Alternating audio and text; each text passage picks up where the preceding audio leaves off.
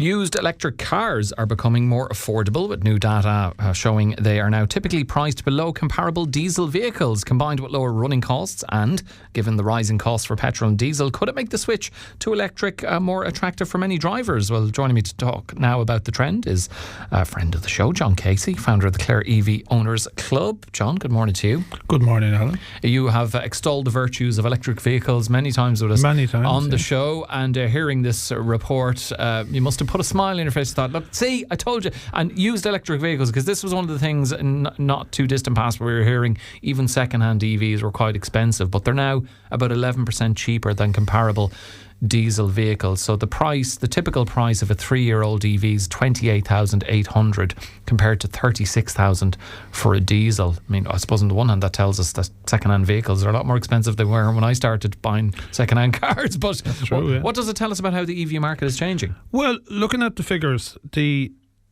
depreciation is sort of stabilised. So we went through a period of turbulence, I suppose, from COVID and supply chain issues and all that, and basically now the current second-hand EV price sort of reflects the value of the new price. So like new EVs, you can get them at parity to petrol and diesel vehicles as well.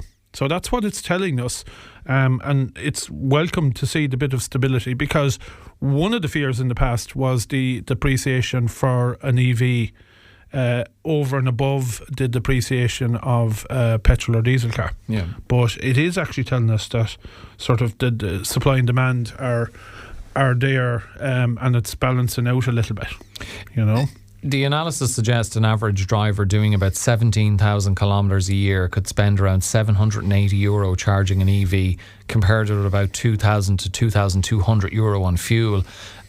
I mean, you know, when you hear that, you think it seems like a no-brainer. Are those kind of figures in line with what yourself? Absolutely, I did it, and I threw it into AI and said, you know, I'm driving 15,000, and that is the case. And there's also a significant reduction in servicing costs, because EV has less things to go wrong. So the typical servicing cost per year is between 150 and 300 for an EV. It's over 700 in some cases for a diesel vehicle. You also have, as you know, it's an emission-based car tax. So diesel will command a higher taxation annually compared to an EV. So you have savings all around, essentially. So from that point of view, I would think that it represents great value to go into a forecourt and see your equivalent EV price less than your diesel. Why wouldn't you? Yeah, there is downsides, or there is fears out there. That's the thing. And maybe let's momentarily talk about those fears, because I've seen even you addressing these fears with people's questions online, you know, around range anxiety, the number of charging points that are out there, the length of time it takes to charge your car to a significant drivable degree, depending on what charging point you're using. Do you think all of that is getting better, or any of them still of considerable concern? There's still legitimate fears. I suppose people would... Like, one of the things, which is naturally enough, is people are slow to adopt new technologies. They're slow to change.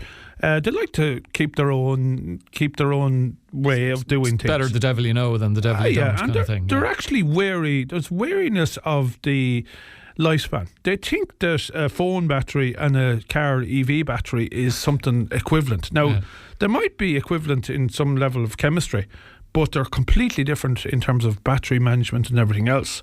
So while people are wary of the lifespan of the battery, they actually have very little fear. They should have very little fear.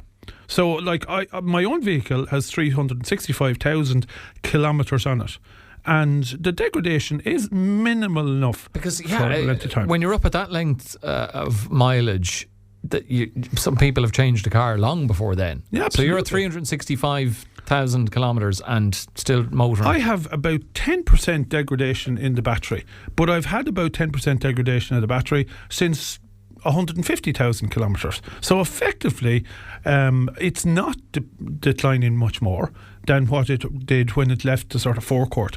I put it in there. Well, actually, I didn't put it in there. Somebody put into the EV Owners Group about the fact that they had a high mileage another vehicle, and were sort of inviting, well, can anyone beat that?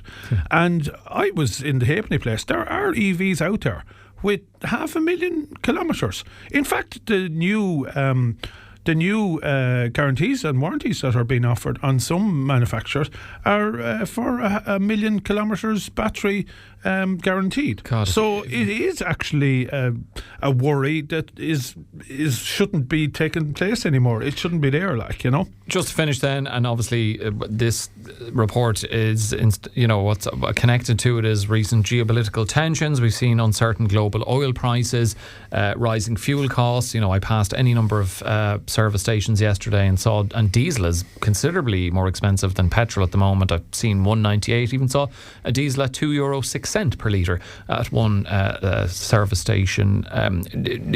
We don't know how long that's going to go on, but the old adage, rise like a rocket, fall like a feather. Do you think these rising fuel costs, could that accelerate the shift towards electric vehicles? Oh, absolutely. Yeah. I mean, I was talking to a number of people now, and there's been a renewed interest in it. And yeah, I mean, I think it will. People do look at the running costs, and they'll do their homework now before heading into a second-hand car, And I mean, second-hand diesels can be problematic as well. So from that point of view, they should be wary of what they know as well, and sometimes they do. I mean, I would feel there is great value out there in EVs. EVs, as you know, I've extolled them from year one. I'm 9 years driving them at this stage. I think the driving experience is better. I think some of the major advantages, such as in the frosty mornings where you can preheat the car from your bed before you even get out of bed and hop into a nice warm car. Some of them has the ability to power appliances. So there's many a freezer of food after being saved out of EVs over the winter. It's not a benefit I thought I would be hearing about this morning. And our local Clare County Council has free parking in Abbey and Clore Street car parks for the EVs. So that's an incentive they put in. And you'll get the odd free charger out there as well. Giving you free juice as well. So from that point of view, the downsides does very little. The upsides is very good. It sounds like you should be getting ready to considerably expand membership of the Clare EV Owners Club, John. So watch the space. But John, thank you for joining us.